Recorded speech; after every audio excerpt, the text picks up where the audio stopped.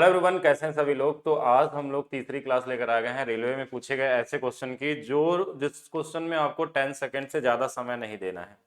ऐसे बहुत सारे क्वेश्चन होते हैं रेलवे के एग्जाम में, लगभग 50% क्वेश्चन, जहाँ पे आपको सिर्फ क्वेश्चन देख के ही आंसर लगाने होते हैं अगर आपको सही अप्रोच पता है तो क्लास स्टार्ट करने से पहले मैं एक बता देता हूँ, दिवाली का ये लास्ट डे ऑफर है। और जो बहुत सारे लोगों ने मैसेज किया था कि सर दिवाली का कूपन कोड काम नहीं कर रहा, तो एक दिन के लिए मैंने और इसको बढ़ा दिया। मतलब कि ये जब वीडियो आपको अपलोड होगी, यानी कि आज से जो अपलोड हो रही है, तो इससे के बाद ये 12 घंटे के लिए वैलिड रहेगा लास्ट डे ऑफर। जो आपका यूथ बुक वाला बैच है ये 113 रुपये का मिल रहा था इस ऑफर में। इस कोड को लगाने के बाद मैथ्स फाउंडेशन और महासंगम बैच, जिसमें सारे बैचेस अवेलेबल होते हैं, मैथ्स के भी और एनटीपीसी रेलवे सभी बैच के, एक साथ ये कंबाइंड बैच हो जाता है। इसके अलावा भी आपको प्रैक्टिस बैचेस भी यहाँ पे मिल जाएंगे। ठीक है, तो और अगर आपको इस तरीके की बहुत सारी यूनिक अप्रोच चाहिए तो वहाँ पे आपको बहुत सारा बैच के अंदर दिखेगा, हर चैप्टर के अंदर में। चलिए इस क्वेश्चन को देखें। अभी मेंसुरेशन तो बैच में भी मैंने नहीं पढ़ाया, यूट्यूब पे बस क्लासेस चली है। तो मेंसुरेशन में एक क्वेश्चन हमको ऐसा मिलता है, जब आप 3D मेंसुरेशन सॉल्व करते हैं तो क्वेश्चन कुछ भी आता है जिसमें हमारे पास या तो उसके लागत मूल्य की बात करता है, या तो आयतन की बात करता है, या तो सरफेस एरिया की बात करता है। कुछ भी इस तरीके से क्वेश्चन में पूछे जाते हैं। ऐसे क्वेश्चनों में कुछ क्वेश्चन ऐसे हो जाते हैं, आपके लगभग 70% क्वेश्चन ऐसे मिलते हैं जिनमें आप एक सिंगल सेकेंड भी आपके लिए सफिशियंट टाइम होता है। अगर सिंगल सेकेंड नहीं भी माने तो हम मान सकते हैं कि चलिए हमको 10 सेकेंड के अंदर भी अगर हम टारगेट मान लेते हैं कि लगा लेते हैं, तो भी आपका समय बहुत सारे लोगों से आगे निकल सकते हैं यहाँ पे। अब इस क्वेश्चन को सॉल्व करने के लिए लोग कैलकुलेशन करेंगे, गुणा करेंगे, बहुत सारे तरीके। लेकिन एक चीज देखिएगा, इसमें दिया कि पाई का मान 22/7 रखना आपको। पाई की वैल्यू 22/7 अगर यूज करना है, इसका मतलब पाई में जो ये 11 है ना, ये 11 जरूर इसके अंदर होगा। पाई का मान हमेशा मल्टीप्लाई होता है, तो 11 का मल्टीप्लाई होगा, यानी हम ऑप्शन को, ऐसे ऑप्शन को ढूंढते हैं जो कि ऑप्शन में 11 से डिविजिबल हो और 11 से कट जाए। तो 11 से कटने वाला ऑप्शन 36 कटता नहीं है, 30 कटता नहीं है, 315 कटता नहीं है, 33 आपको दिख रहा है, और ये आपका आंसर हो जाएगा। अब हम ये भी नहीं बोल रहे कि क्या हर बार ऐसा एक ऑप्शन मिलेगा, तो नहीं, आपको हर एक चीज के लिए तैयार रहना पड़ेगा। आप ये मत मान के चले कि हमको एक ही ऑप्शन मिले जो 11 से कट जाए। ऐसे भी ऑप्शन मिल सकते हैं जो आपके एग्जाम में दो दो ऑप्शन भी कट सकते हैं। ऐसे भी ऑप्शन कभी कभी मिलते हैं जिसमें चारों ऑप्शन कट जाते हैं। किसी किसी जगह 7 से भी काटने से काम हो जाता है, लेकिन लेकिन अगर एक ऑप्शन मिलता है तो वो 10 सेकंड के अंदर बनना चाहिए आपका। और ये मान के चलिए कि किसी के सेट में ऐसे क्वेश्चन मिल ही जाएंगे। और देखिए, ये एनटीपीसी CBT 2 का पूछा हुआ क्वेश्चन है, सेम क्वेश्चन सेम ऑप्शन के साथ, ये शायद सीधा। अब जैसे इस वाले क्वेश्चन को देखिएगा, इसमें भी एनटीपीसी 2021 का क्वेश्चन है। अब इसमें क्या पूछा था हम पढ़े ही नहीं क्वेश्चन, ठीक है। हमने देखा कि पाई का मान 22/7 रखना है, हम ऑप्शन काटते हैं। अगर एक से ज्यादा ऑप्शन कट गया तब तो हम क्वेश्चन को पढ़ेंगे और सॉल्व करेंगे और लगाएंगे कि हाँ फार्मूला यूज करना चाहिए, या मेंसुरेशन जो पढ़े हम उसको अप्लाई करेंगे। लेकिन पहले हम क्या करेंगे, देखेंगे 11 की डिविजिबिलिटी क्या होता है, अल्टरनेट नंबर जोड़ लेते हैं। ये 9 और ये 4, 9 4 का डिफरेंस 11 से नहीं कटेगा। 5 4 9, 7 2 9, ये 11 से कट जाएगा। 5 2 7, 7 2 9, डिफरेंस 2 है, नहीं हो पाएगा। 5 2 7 और 2 2 4, ये भी नहीं होगा। अगर हमारे पास एक ही ऑप्शन है तो हम सीधा उड़ा देंगे, हमको कुछ भी पढ़ने की जरूरत नहीं है। क्वेश्चन पढ़ना बाद में, घर आने के बाद कि क्या क्वेश्चन था, आंसर आपका 100% सही होने वाला है। लेकिन प्रॉब्लम एक आ सकता है कि अगर एक के जगह पे दो ऑप्शन मिले, फिर आपको वहां पे टाइम देना पड़ेगा, ठीक है।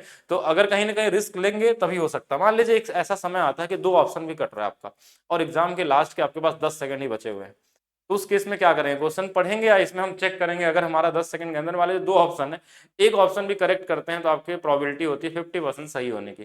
चलिए ठीक है, आगे चलते हैं। और ये लास्ट समय में ऐसे क्वेश्चनों को लगाया जाता है, जैसे ये क्वेश्चन आपके पास। अब ये क्या दिया था नहीं पता, इसमें ओवरऑल पूछा था बेलन का आयतन कितना होगा। अगर बेलन के आयतन में पाई आर स्क्वायर एच आता है तो पाई का मान रखा जाता है। हम चेक करेंगे कौन सा कटता है। 5 3 8, देखिए बीच में नंबर 8 है क्या, 11 से वैसे मल्टीप्लीकेशन वाला है, 35 गुणे 11 गुणे 35, ये कट गया। ये कटेगा क्या, नहीं कटेगा। 11 के मल्टीपल में 337 कटता नहीं, 372 कटता नहीं, एक ऑप्शन हो गया। यानी कई कई क्वेश्चन ऐसे होते हैं जो 2 3 सेकंड में भी लग जाते हैं। कहीं कहीं बड़े नंबर भी आएंगे 11 से कटने वाले, पॉइंट में भी दिए रहेंगे, वहां पे हो सकता है आपका 10 सेकंड भी जाए, लेकिन कहीं 2 सेकंड में भी हो सकता है। और एक चीज इसमें है कि अगर आप कहीं 10 सेकंड बर्बाद कर दिए और आपका ये क्वेश्चन नहीं बना, सपोज करिए दो ऑप्शन मैच कर गए, तो आपको फिर से पढ़ना पड़ेगा। तो कहीं ना कहीं इसमें रिस्क लेंगे तो थोड़ा सा आपको 10 सेकंड अपना कहीं ना कहीं खोने का भी डर हो सकता है आपका, कि अगर आपने लगाया और दो ऑप्शन मैच कर गए। लेकिन ये मान के चलिए 70% क्वेश्चन में आपका आंसर मैच हो जाता है, ठीक है। तो उसके लिए भी रेडी रहेंगे, अगर आपके पास समय कम है तो इस तरीके से जाएंगे, ठीक है। चलिए एक क्वेश्चन और देखते हैं। एक सम बहुभुज के अंतः कोण और बहिष कोण का अनुपात, internal angle and exterior angle का रेशियो दिया रहता है किसी पॉलीगन का, रेगुलर पॉलीगन का, किसी नहीं, रेगुलर पॉलीगन का, तो इसमें हमारे पास एक चीज का आपको ध्यान देना है कि जो हमारा एक्सटीरियर एंगल होता है, एक्सटीरियर एंगल, इसको हमको सिर्फ 2 क्रिएट कर देना है। कितना करना है क्रिएट? 2। अगर इसको 1 दिया तो 2 कैसे बनाएंगे? 2 से गुणा करके। जैसे 2 से गुणा करेंगे तो ये हमारे पास कितना हो जाएगा? 8 हो जाएगा और ये 2 हो जाएगा, और इन दोनों को जोड़ देंगे, यही हमारा नंबर ऑफ साइड होता है। ये हमेशा काम करेगा। इन केस मान लीजिए अनुपात 3 और 1 का दिया रहता है और ये एक्सटीरियर रहता है, ये इंटीरियर रहता है, इसको 2 बनाते हैं और इसको 2 से गुणा करते हैं तो ये वाला 6 आता और ये वाला 2 आता, इनको जोड़ लेंगे, ये 8 आ जाएगा आंसर। कभी ऐसा अनुपात दे दिया कि 5 और 1 का अनुपात है, अगर इसको 2 बनाएंगे तो ये 10 बन जाएगा और ये 10 और 2 कितना हो जाएगा? 12। अब कोई सोचेगा कि अगर ये ऑड नंबर होता तो क्या करते हैं? तो ऑड नंबर अगर रहेगा तो वो रेगुलर पॉलीगन बनेगा ही नहीं, जब भी बनेगा तो 2 बन ही जाएगा। हो सकता है कि ऐसा दे दे आपको कि 6 और 4 का अनुपात है, तो इसमें 2 से भाग दे दीजिए। 2 बनाना है तो 2 कुछ भी तरीके से बना लीजिए, 3 और 2 कितना आ जाएगा? 5 आ जाएगा, पेंटागन होगा। जो भी आ जाए इस तरीके से कर सकते हैं अगर समय मिल जाए तो। ये 10 सेकंड से भी कम समय का क्वेश्चन है, मतलब इसको 4-5 सेकंड वाला ही मान के चलिए, ठीक है। चलिए नेक्स्ट में हम लोग देखते हैं। एक वर्ग का क्षेत्रफल दिया है 36 सेंटीमीटर स्क्वायर, इनकी भुजाओं के मध्य बिंदुओं को जोड़ने से निर्मित वर्ग का क्षेत्रफल क्या होगा? अब ये क्वेश्चन 1 सेकंड वाला होता है। कभी भी अगर वर्ग के भुजाओं के मध्य बिंदुओं को जोड़ने पे जो वर्ग बनता है ये आधा होता चला जाता है। जैसे ये वाला अगर 36 है ना, ये 18 हो जाएगा, फिर इसके अंदर भी एक बना देंगे तो ये उसका आधा 9 हो जाएगा, 9 के अंदर बना लेंगे तो 4.5, 4.5 के अंदर कितना? फिर ये 2.25, और इस तरीके से ये चलता जाएगा। जितने भी मध्य बिंदुओं को मिलाएंगे, ये मध्य बिंदु, ये मध्य बिंदु, ये मध्य बिंदु, तो अगर बड़े वाले का मान लीजिए 36 है तो उसके बाद वाला सेकंड नंबर का 18 है, दूसरे वाले का हमारे पास 9, उसके बाद 4.5, और इस तरीके से अगर ये इनफाइनाइट तक चला गया तो सभी वर्गों का क्षेत्रफल का योग क्या होगा? ये भी पूछा जाता है आपके एग्जाम में। मान लीजिए अगले बार ये पूछ लिया, इसका आंसर तो 18 था, इसमें कुछ करना नहीं था, ठीक है, कि वर्ग के मध्य बिंदुओं को मिलाने से हमेशा जो ये वर्ग बनता है इसका क्षेत्रफल बड़े वाले का आधा ही होगा। लेकिन ये क्वेश्चन मान लीजिए ऐसा क्रिएट कर दिया कि इनके मध्य बिंदुओं को ऐसे मिलाया जाए और कहाँ तक चला जाए? इनफाइनाइट तक चला जाए। अगर इस तरीके की सीरीज बन जाए तो इनको जोड़ना होता है, ये जीपी सीरीज होता है, तो ऐसे केस में हमेशा जो आंसर आता है ये सब लिखने और बनाने की जरूरत नहीं है। सिर्फ जो बड़ा वाला एरिया होता है ना, सबसे बड़ा वाला, इसमें 2 से गुणा कर लिया करिए, 72 आपका आंसर हो जाएगा। हमेशा क्या आएगा? 72 आएगा, ये फिक्स है, आप करके देख लीजिएगा। कोई भी जीपी सीरीज हो ऐसा भी चलेगा अगर ना आपका कि 100 है, 50 है, 25 है, अगर इस तरीके से आधा होता जा रहा है, आधा आधा आधा, तो इसमें इस वाले का डबल कर लीजिए सिर्फ, ये हमारे पास कितना आ जाएगा? 200 आएगा इनको जोड़ने के बाद। ये कहीं भी यूज कर लीजिएगा, जैसे ट्रायंगल में भी मिल जाता है और हर जगह आपको दिखाई देगा। नेक्स्ट क्वेश्चन की तरफ चलते हैं। सूर्य का उन्नयन कोण 60 अंश से बदलकर 30 अंश। अच्छा, कुछ लोग बोलते हैं इसको हिंदी में करा दीजिएगा। ये रैंडम क्वेश्चन हम चूज करते हैं, बुक से जो निकलता है कॉपी करते हैं, सीधा क्वेश्चन जो आपके एग्जाम में आया रहता है। और जो क्लास में आप पढ़ते हैं वहाँ बाइलिंगुअल होता है, दोनों लैंग्वेज होते हैं, वो टाइप फॉर्म में होता है, ठीक है। इसके लिए मैं समय थोड़ा सा कम निकाल पा रहा हूँ इस वीडियो के लिए, इसलिए जो भी क्वेश्चन हमको मिलता है मैं एक बार बुक को खोलता हूँ, जिस भी चैप्टर से जो भी क्वेश्चन हमको दिख गया, 1-2 क्वेश्चन, उन सभी क्वेश्चनों को लाते हैं और आपको बताते हैं। और ये रैंडम रहेगा तो ही बेहतर है, और उसको फिर हम टाइप करवाने के लिए भेजें क्वेश्चन ढूंढ के स्पेशली, फिर उसको टाइप हो हिंदी इंग्लिश में, तो पॉसिबल होता नहीं। बाकी जो क्लासेस में आपकी होती है वो सारे के सारे टाइप वाइज है, क्वेश्चन वाइज है, तो वहां पे सारे की दोनों लैंग्वेज में मिलती है। देखिए, सूर्य का कोण 60 अंश से अगर 30 अंश होने पे भूतल पे स्थित किसी मीनार की छाया की लंबाई 40√3 मीटर की वृद्धि होती है। ये बड़ा इंपॉर्टेंट है, ये सीजीएल में भी आता है और रेलवे में भी मिलता है। 2022 का पूछा हुआ क्वेश्चन है। कुछ इस तरीके का पैटर्न बनता है, पैटर्न को ध्यान रखिएगा कि पहले ये 60 था और थोड़ा पीछे गया, छाया बढ़ गया, ये 30 हो गया, और ये वाला डिस्टेंस दिया रहता है हमेशा इसमें, और ये डिस्टेंस कुछ भी रह सकता है, और ये हाइट आपसे पूछी जाती है, ठीक है। 30 और 60 का कॉम्बिनेशन बनता है। तो ऐसे केस में जो हाइट होती है ना 30-60 वाले केस में, बहुत इंपॉर्टेंट है, ठीक है, इसका आधा कर लेना। इसका आधा कितना? 20√3। और ये हर एक क्वेश्चन में काम करेगा, हर एक क्वेश्चन में जो 30-60 का कॉम्बिनेशन बनाएगा, ठीक है। ये कोई मतलब इस तरीके का प्रमाणित ऐसा तरीका नहीं है, प्रमाणित तरीका है जिससे कि हर एक क्वेश्चन में अप्लीकेबल होगा। जैसे जो मैंने बुक में भी लिखा हुआ है, अगर आप देखेंगे तो वहाँ दिखेगा, जो मेरा मैथ्स का रहस्य वाला जो बुक है, आप लोग देख लीजिएगा, इसका मैं डिस्क्रिप्शन में लिंक डाल दूंगा, उसमें हर चैप्टर के ट्रिक सारे डाल दिए गए हैं, ठीक है, जो परसेंटेज हो या प्रॉफिट लॉस हो या जो भी हो। तो इसमें देखिए, इसका आधा करेंगे और 2 गुना कर ले, सॉरी √3 से गुणा कर लेते हैं। आधा करने के बाद ये जो भी वैल्यू, अगर ये 40 रहता तो 20 में √3 का गुणा करते हैं, 20√3। अगर ये 50 रहता तो 25√3, अगर ये 60 रहता तो 30√3। तो यहाँ तो रूट में ऑलरेडी था, तो 20√3 आधा हो गया, इसमें √3 का गुणा करेंगे तो कितना हो जाएगा? 60 आ जाएगा। तो आंसर क्या होगा? 60 होगा।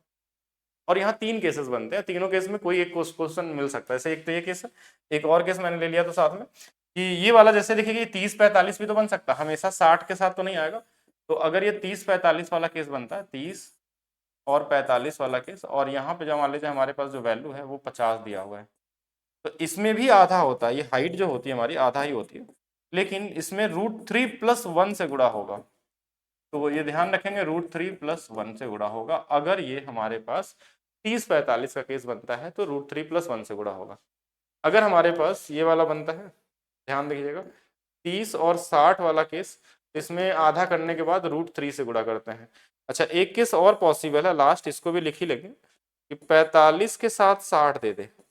इस केस में √3 का भी गुणा होता है और √3+1 का भी होता है, ये दोनों का गुणा होता है, और ये दोनों काम करते हैं, 100% काम करेगा। लगभग आप मान के चलिए 50% ट्रिग्नोमेट्री हाइट एंड डिस्टेंस इसी 3 से खत्म हो जाता है। बच्चे भी 50% में सारे क्वेश्चन होते हैं। सिंगल ट्रायंगल मतलब तो वो तो कुछ करना ही नहीं होता। डबल ट्रायंगल की मैं बात कर रहा हूँ, जहाँ दो ट्रायंगल या दो एंगल का यूज होते हैं। आगे चलते हैं। इस क्वेश्चन का तरीका मैंने एक वीडियो बनाया था, अगर आप लोगों ने देखा तो ठीक है। मुझे दिख गया रैंडम, क्योंकि मैक्सिमम मिनिमम क्वेश्चन रेलवे के एग्जाम में तो देखने को नहीं मिले थे, लेकिन ये दिखा मुझे कि 2021 एनटीपीसी में पूछा गया है, तो थोड़ा आपको आइडिया होना चाहिए कि कैसे इसको लगाते हैं। ये 1 सेकंड वाला क्वेश्चन, अगर 1 सेकंड से ज़्यादा आप दे रहे हैं अपने आप को, तो आप गलत तरीके से पढ़े हैं और गलत रास्ते पे भी चल रहे हैं, ठीक है। तो इसका अप्रोच जो सबसे सही अप्रोच होता है हमारे पास, आपको यहाँ पे ये आइडेंटिटी फॉर्म में रहता है, कॉस स्क्वायर या फिर साइन स्क्वायर, ठीक है, साइन या कॉस स्क्वायर रहेगा। इसमें एक चीज का ध्यान देना है कि जो वैल्यू बड़ी होती है वो मैक्सिमम होती है, और जो वैल्यू छोटी होती है वो मिनिमम होती है। बस इतना ही ध्यान रखना, और कुछ ध्यान देना ही नहीं इसमें, ठीक है। अगर साइन स्क्वायर कॉस स्क्वायर है तो इसी वैसे हो जाएगा। अगर ये साइन कॉस रहता तो आंसर अलग होता, ठीक है। लेकिन अगर ये साइन स्क्वायर आइडेंटिटी वाले फॉर्म में दिया हुआ, स्क्वायर के फॉर्म में, तो ये जो जो न्यूमेरिकल वैल्यू बड़ा वो बड़ा, जो छोटा वो छोटा। जैसे अगर मैंने ऐसे लिख दिया कि 7 साइन स्क्वायर थीटा, पूछा गया क्वेश्चन है, सीरियल में पूछा गया था 24 कॉस स्क्वायर थीटा। अगर यहाँ से मैक्सिमम वैल्यू पूछा जाए तो 24, मिनिमम पूछा जाए तो 7, कुछ भी लिख लीजिए, जैसा जो भी आपको अच्छा लगे। और लिख लें 3 sine square theta plus cos square theta. अब यहाँ से मैक्सिमम पूछा जाएगा, तो यहाँ साइन कॉस से मतलब नहीं है, जो भी नंबर बड़ा दिखेगा वो बड़ा, और जो छोटा दिखेगा वो छोटा। इसको ध्यान रखिएगा, ये एक टाइप है। वैसे आप इसकी पूरी वीडियो देखना चाहते हैं तो एक वीडियो मैंने डाला ट्रिग्नोमेट्री ट्रिक के नाम से, अभी जो वीडियो आप देख रहे हैं इसी के 2-3 वीडियो नीचे होगा, उसमें मैक्सिमम मिनिमम के सारे टाइप कवर कर दिए गए। इस वाले टाइप का होगा तो कैसे करेंगे, दूसरा वाला टाइप क्या होता है तो उसमें क्या कर सकते हैं, उसमें क्या लॉजिक होता है। तो 4-5 टाइप के क्वेश्चन आते हैं, मे भी उस पर भी क्वेश्चन मिल जाए अगर टीसीएस एग्जाम देगा इस बार तो। नेक्स्ट एक क्वेश्चन ट्रिग्नोमेट्री का, ये भी बड़ा पैटर्न वाला क्वेश्चन है, इसको आगे ध्यान देंगे, इंपॉर्टेंट है इसलिए यहाँ बस डाल दिया गया। क्वेश्चन तो 2 ही सेकंड वाला ये भी है। बस आपको पैटर्न अगर पता है ना, ये जो टाइम मैं यहाँ लिख रहा हूँ ना, ये फिर से पैटर्न समझाने के लिए लिख रहा हूँ कि आपको भी चीजें क्लियर दिखने लगे कि हाँ ये वो चीज। इसके बराबर में हमने मान लिया क्या, ए बी सी, यहाँ डी मान लेते हैं। तो देखिए यहाँ पे क्या होता है, पैटर्न कैसे समझेंगे इसको, पैटर्न किस तरीके से दिखाई देगा। अगर हमारे पास यहाँ पे दिख रहा है आपको कि इसके साथ कॉस थीटा है ए के साथ, तो दूसरे वाले में ये जो कॉस है ना वो बी के साथ आ जाएगा, जो साइन बी के साथ है दूसरे वाले में ए के साथ होगा, ये आपस में चेंज हो जाते हैं, और ये प्लस माइनस साइन के साथ रहते हैं। तो इसमें कुछ नहीं करना होता, जो इनके कोफिशिएंट होते हैं इधर वाले ए और बी, यही तो होंगे जो सेम सेम होते हैं, यही वाले यहाँ पे होते हैं, यही वाले सेम। इन दोनों के स्क्वायर का सम और इधर वाले के स्क्वायर का सम हमेशा बराबर होता है। बस इतना ही ध्यान रखना है। ये पैटर्न पता है तो आपका आंसर आ गया। अब इस वाले के बारे में पूछा था, ये डी के बारे में पूछा था, तो ये इधर चला जाएगा, A square plus B square minus C square. ये मेंटली हो सकता है और रूट में लगा लेंगे, और प्लस माइनस जरूर लगा लीजिएगा, और ये आंसर होगा ए बी माइनस सी, है ना, ये वाला हो जाएगा। बहुत सारे क्वेश्चन ऐसे मिल जाएंगे इसमें, कभी ऐसे देखने को मिल जाएगा। 3 sine theta plus 4 cos theta बराबर ए, और 4 sine theta minus 3 cos theta बराबर हमने लिख दिया बी। अगर मैं पूछे ए स्क्वायर प्लस बी स्क्वायर का मान क्या होगा तो आप बता देंगे 3 का स्क्वायर प्लस 4 का स्क्वायर, ये आंसर हो जाएगा। ऐसे बहुत तरीके के क्वेश्चन मिल जाएंगे, इस पर ध्यान दीजिएगा, ठीक है। एक एक 2-2 सेकंड वाले क्वेश्चन है। एक पैटर्न वाला क्वेश्चन आता है अलजेब्रा में, बड़ा फेमस क्वेश्चन है, ये फंसा सकता है आपको एग्जाम में, इसलिए पहले से ध्यान रखिएगा। मतलब कुछ यूनिक तो नहीं है। देखिए ऐसा अगर x प्लस 1/x बराबर 1 दिया हो, x प्लस 1/y ऐसा दे दिया, y प्लस 1/z बराबर 1, और z प्लस 1/x पूछा जाए, इसकी वैल्यू पूछा जाए तो ये भी 1 ही आएगा। जैसे अगर ये साइक्लिक कम चल रहा है, साइक्लिक कम का मतलब x से y, फिर y से z, z से x वापस रिपीट हो गया, तो अगर ये 1 है, ये 1 है, तो ये भी 1 ही आएगा। ऐसे यहाँ पे देखिए x से y है, y से z है, z से x है, बाकी यहाँ 2 की जगह पे, यहाँ जो 1 था इसके जगह पे 2 है, तो कोई फर्क नहीं पड़ता। तो यहाँ पे भी हमारे पास अगर 1 है तो 1 ही आएगा। अगर इसके अलावा कोई कंडीशन नहीं दिया है तो, अगर इसी में कंडीशन डाल देता है कि x इज नॉट इक्वल या एक्स वाई जेड बराबर नॉट इक्वल टू समथिंग, कुछ भी ऐसा अगर अलग से बना दिया तो उसको ध्यान देना होगा, वैल्यू पुटिंग का फिर यूज करके लगाते हैं उसको। अगर ये सीधा सीधा दिया तो आंसर सीधा 1 आ जाएगा बिना कुछ किए। और एक क्वेश्चन और देखेंगे इसको, एक अच्छा क्वेश्चन समझेंगे। ये क्वेश्चन बहुत सारे लोगों को दिक्कत करता है एग्जाम में ऐसे क्वेश्चनों को बनाने में, लेकिन ये सबसे इजी क्वेश्चनों में काउंट किया जाता है प्रॉफिट लॉस को। अगर आपको सही अप्रोच नहीं पता तो 10 सेकंड से आप ज़्यादा बर्बाद कर सकते हैं इस क्वेश्चन में। तो कैसे इसमें समय बचाएं, देखिए 40% वस्तु है मतलब ये 2, 60% मतलब 3। देखिए 40 का मतलब देखिए 40 और 60, 40 वस्तु बेचा होगा फिर 60 बचा हुआ है, 2-3 का अनुपात है, दोनों मिला कितने हैं 5। इसको 2% के हानि पे, इसको 4% के लाभ पर, और टोटल कितना है हमारे पास मान लेते हैं x है जो भी। तो यहाँ से 5x की वैल्यू कितनी आ गई 8, तो x की वैल्यू आ गई 8/5%। ये टोटल लाभ है, इसी की वैल्यू 250 दिया, यहाँ से 100% निकाल देना है आपको। ये इससे कट जाएगा, कितना हो जाएगा 25, 125 8 से मतलब कितने बार में 12.5 गुना, तो ये भी कितना हो जाएगा 15,625। बस इतना ही करना था और इसमें कुछ करना है नहीं। कैलकुलेशन तो आप देखिए कर सकते हैं, अगर कैलकुलेशन स्ट्रांग नहीं है तो फिर दूसरा तरीका मैं बताऊं कि भैया 8% की वैल्यू यहाँ से आ जाएगी 125 1250। अगर कुछ नहीं आता तो इसको 4% बना लीजिएगा, 4% बनाएंगे तो इसका आधा किए तो इसका आधा कर लेंगे, ठीक है। तो ये हमारे पास 625 हो जाएगा। अब बोलेंगे कि इसमें क्या करिए ना कि 100% बना लीजिए इसको, 30 से 25 से गुणा करने पाएगा, इसमें भी 25 से, और 25 का क्यों आपको याद भी होना चाहिए वैसे तो ये 15,625 हो जाएगा। अच्छा इसमें क्या किया गया, ये बोलते हैं ब्रेक मेथड, या फिर इसको हम जेएसएम मेथड, ब्रेक करके लगाते हैं। और इसको चाहे तो हम लाइन मेथड का भी यूज करके लगा सकते हैं। बहुत सिंपल क्वेश्चन आते हैं इस पैटर्न में, बड़े क्वेश्चन पूछेंगे आपके एग्जाम में। और वैसे ये बहुत इजी वाले पैटर्न पे, अगर आप मेरे 2017-18 वाले वीडियो भी देखेंगे प्रॉफिट लॉस में, तो इस पैटर्न पे कम से कम, अगर आपको पुरानी वीडियो मिल जाए, इस पैटर्न पे कम से कम 50 अलग अलग क्वेश्चन कराए गए हैं, 50 अलग अलग, जो हर एक लेवल को टच करता होगा। इस पैटर्न, सिर्फ एक ही पैटर्न पे, जो इस पैटर्न की बात करें, इसमें जिस भी लेवल तक क्वेश्चन बन सकते हैं, हो सकता है अभी उस लेवल तक अभी तक पूछे भी ना गए हो। अभी जो लेवल आ रहा है आपके एग्जाम में बहुत लो लो लेवल के ही पूछे जा रहे हैं। तो आप लोग वीडियो को शेयर करिए, जिन लोगों को वीडियो समझ में आ रही है वीडियो को लाइक करेंगे, शेयर करेंगे, और जो नए लोग होंगे वो चैनल को सब्सक्राइब करेंगे और कमेंट करके भी बताएंगे। बाकी एक लास्ट टाइम थी आप सभी लोगों के लिए, ये इस वीडियो के पढ़ने के बाद 24 घंटे तक ये ऑफर वैलिड रहेगा। अब हमको कोई नहीं बोलेगा कमेंट या मैसेज करके कि अभी ऑफर में ये कोड काम नहीं कर रहा, तो ये अभी के लिए एक्टिवेट कर दिया गया है। ये भी देखिए आज 12 घंटे के बाद ये काम करना बंद कर दे। तो लास्ट डे एक तरीके से ऑफर है। अगर आपको बुक सोल्यूशन वाला बैच चाहिए जिसमें हम लोग यूथ बुक का कर रहे हैं, तो ये मिनिमम प्राइस में आपको मिल रहा है। मैथ्स फाउंडेशन भी एक मिनिमम प्राइस में मिल रहा है, और महासंगम बैच भी आपको एक मिनिमम प्राइस में अवेलेबल कराया गया है। तो मिलते हैं नेक्स्ट वीडियो में, अभी के लिए रखते हैं इतना ही। दिवाली 50 कूपन कोड लगाएंगे तभी ये काम करेगा, और आज मतलब आगे वाले वीडियो में आपको ये जानकारी नहीं दी जाएगी, क्योंकि इसके बाद आपका ये कोड काम नहीं करने वाला है, ठीक है।